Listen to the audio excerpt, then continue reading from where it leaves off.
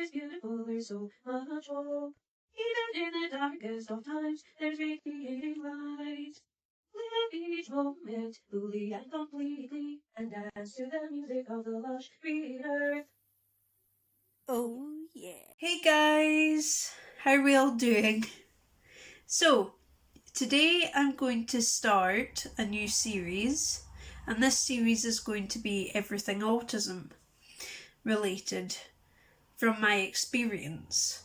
So, the reason I want to do this particular series is that I think there needs to be more education out there about what autism and Asperger's syndrome is.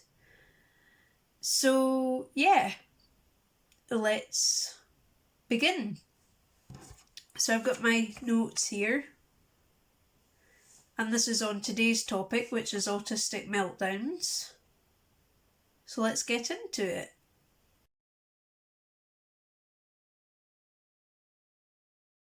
So, my experience of having autistic meltdowns is quite varied. I began my autism journey not knowing that I had autism, and I was diagnosed back in 2016 with Asperger's syndrome. Now,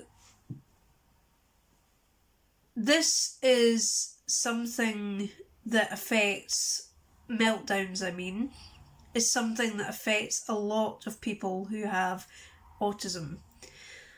And my experience of having meltdowns is, as I say, varied. I have had meltdowns over many different things, and the common factor is that in each situation that I've had a meltdown, something was overloading me or overwhelming me.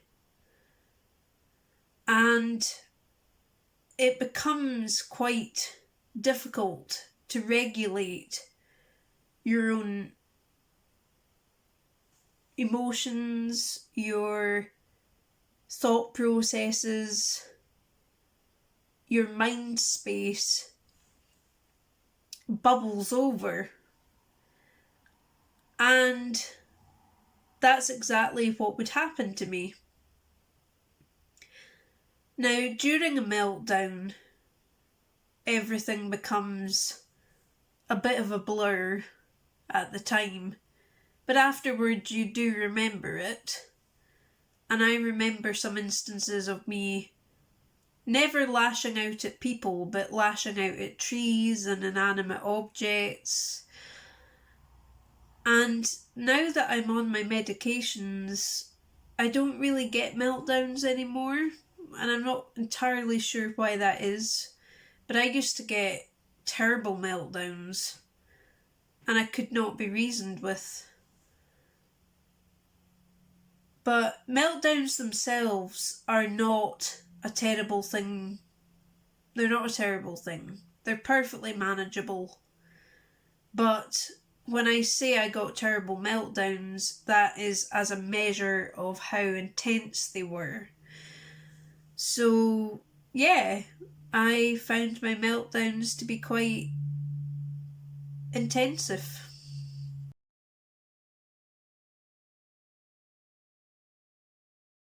So, what meltdowns are versus what they are not. Meltdowns are not tantrums. Okay, this is the biggest misnomer that exists about meltdowns. Meltdowns are definitely not tantrums in any way, shape, or form. Meltdowns are an explosion of uncontainable frustration, usually, in my experience, or complete sensory overload. Now, I will do a video about my experience with sensory overload. I will do that. But suffice it to say, overload is something, just to touch on it here, overload is something that this was described to me this way: your cup, it overflows, and everything that's being poured into that cup has nowhere else to go, because you can't keep pouring juice into a cup, because eventually it will overflow, right? Well, if you keep pouring, to run with this analogy, sensory stimuli into an autistic person, it hits the point where there's nowhere else for it to go.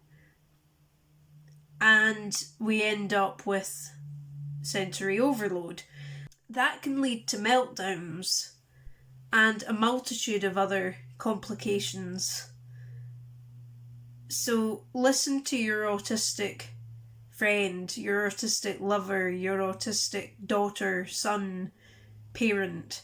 If they've had enough, they've had enough.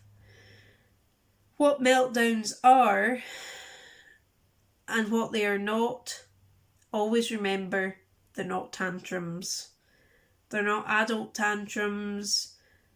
They are not tantrums. They are a symptom of something that is left unchecked that you might be doing to inadvertently trigger your autistic person of interest. So yeah, I hope that helps.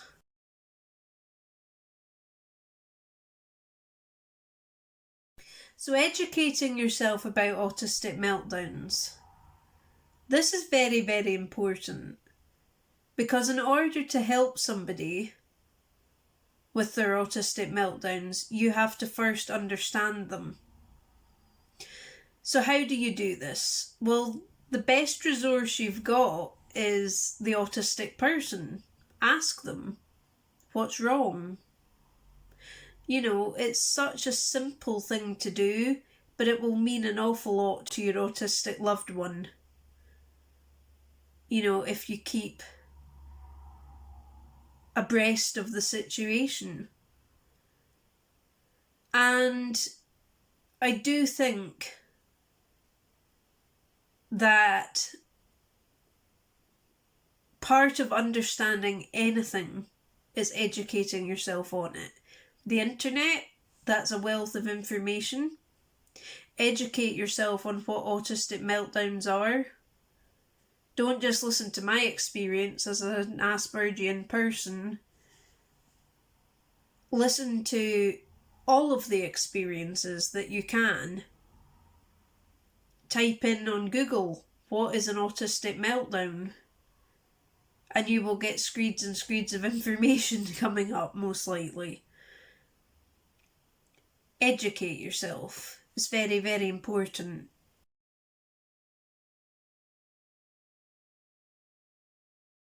So how to help someone through an autistic meltdown?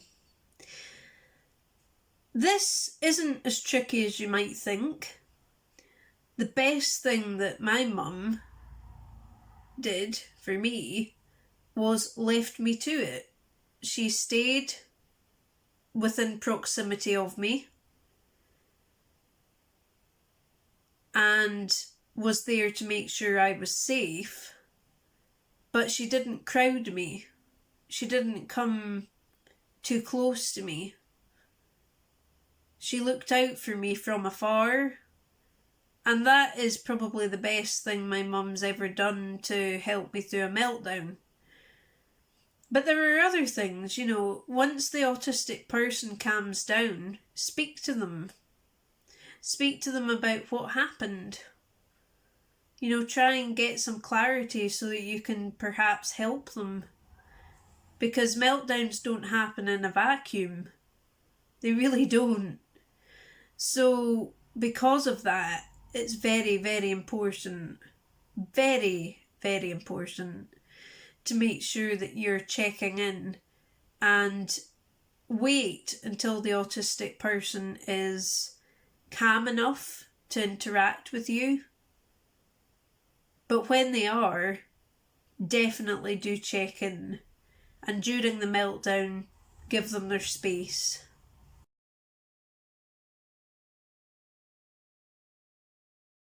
So, understanding autistic meltdowns, how can we help ourselves to understand them a little bit more? Well, the first thing is, as I said previously, educate yourself. The second thing is notice patterns. When is your autistic loved one melting down? Is it at night? Is it during the day? Is it after social events? What is it that is triggering these meltdowns? Because meltdowns usually have a trigger. And if you know what that trigger is, if you start to notice the patterns, and it goes like clockwork, Monday your autistic loved one melted down because they saw a friend. Tuesday they melted down because they saw a friend. Wednesday they melted down again because they saw a friend. Well, the pattern is they see their friends and then they hit overload and melt down. So it might be about regulating the times that your autistic loved one actually sees people in a week. That's very important if that's the trigger. But the trigger could be any number of things. That's just an example. But definitely look for the patterns.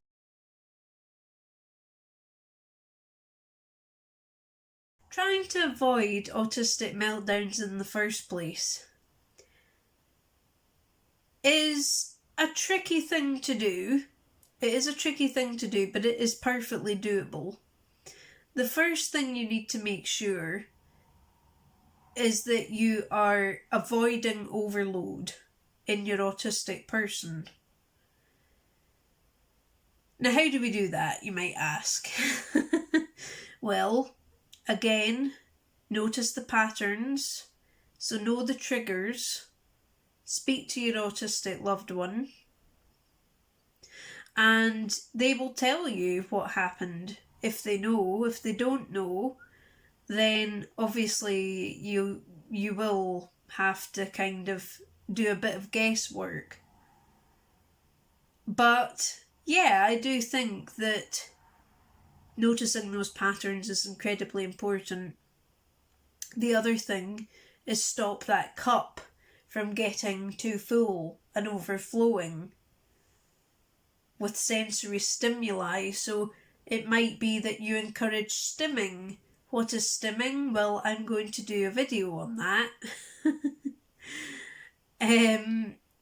But yeah, stimming is, in short, a way that the autistic person can get rid of some of their excess energy. It could be hand flapping, it could be clapping, it could be spinning on their chair, anything. Anything that helps them get rid of that excess energy is going to be quite a good thing. So don't stop them from stimming. Definitely don't. Because that kind of starts to veer into, well, you wouldn't stop somebody from talking if it was going to help them, would you? If it was going to help them get rid of some of their excess pent-up emotion, you wouldn't stop them from talking to you. So why would you stop them from stimming? If it embarrasses you, that's not their problem. It kind of becomes yours. So think about it very carefully. And think about what is for the well-being of your autistic child, partner, lover, spouse, parent, brother, sister, anybody, friend. So I hope that helped. And if you liked this format, let me know down below. I'd love to know. And yeah, I'll be back again soon. Okay, bye for now. Live each moment fully and completely, and dance to the music of the lush green earth. Oh yeah.